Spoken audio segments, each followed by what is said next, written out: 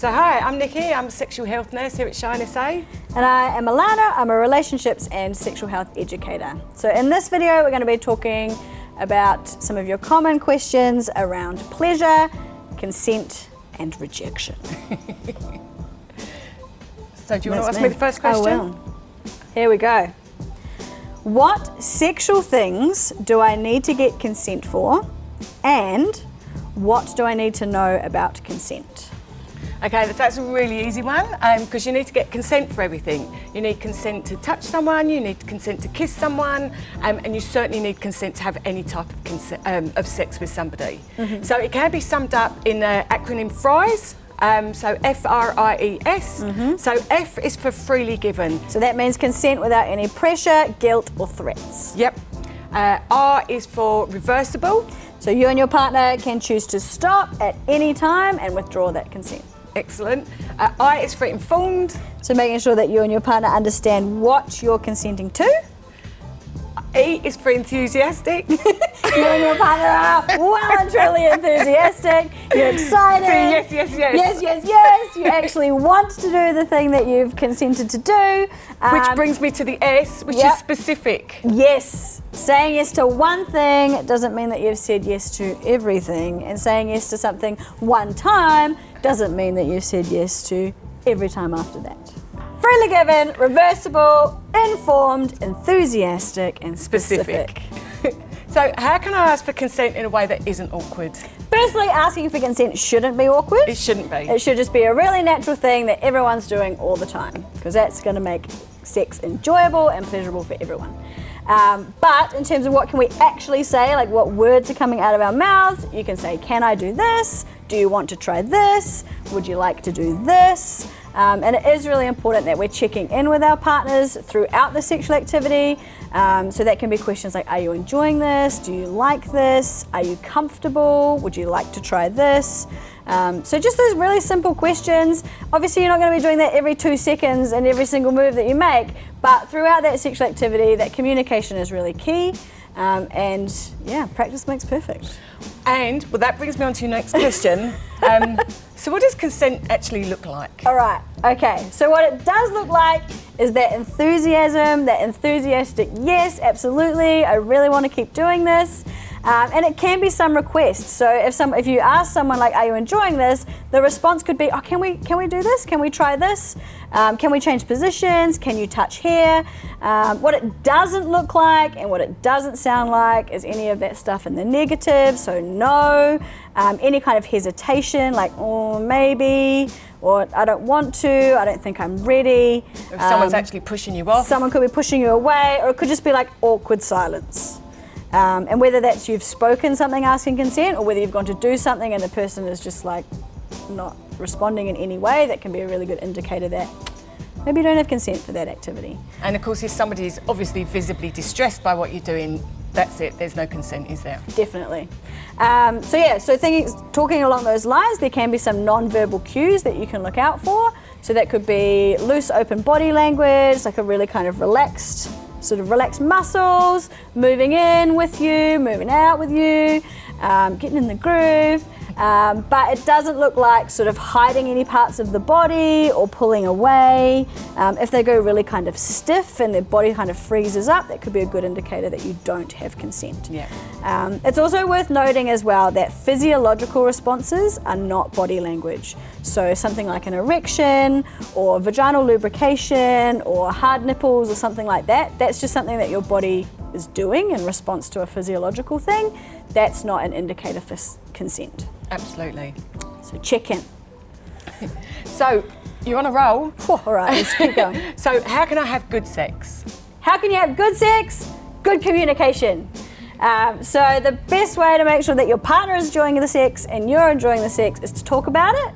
And we do know that quite often our ideas of what good sex is quite skewed by things like media and pornography, and we're getting these ideas around like, oh, that's what you're supposed to do and that's what you're supposed to enjoy, but that's not really true in real life. It's not realistic, is it? It's not really because people realistic. don't look like that in porn, and in porn there's no consent. Yeah. And quite, generally there's a lack of pubic hair in porn. There's constant orgasms. There's no mess. There's no fuss. So There's yeah, no that's headbutting, no laughing. No, it's not realistic. Yeah. Yeah. And along that as well, like if you're thinking about, well, how do I even know what I like, or how do I know what I enjoy to make it good for myself? I guess it's an opportunity to talk about masturbation. So quite often we avoid that topic and we don't kind of bring it out in the open as something that's part of our sexuality and part of our sexual identities. But masturbation can be a really good way for you to get to know what you enjoy, what you find pleasurable in your body, so that you know that in advance and you can actually communicate that to your partner. That's it, because if you don't know what you like, how's somebody else going to know what you like? Yeah. Yep. I mean, no one has to masturbate, No. but it's just, throwing it out there that it is a really low risk sexual activity. Can be low risk for you to do by yourself, but it can also be low risk to do with your partner. So you could both be masturbating and have that kind of sexual experience and that sexual intimacy without some of the risk of STIs and unintended pregnancies. So while you're still answering the question, is there such a thing as too much masturbation? Well, I mean, in first instance, you can have too much of everything, even the good things.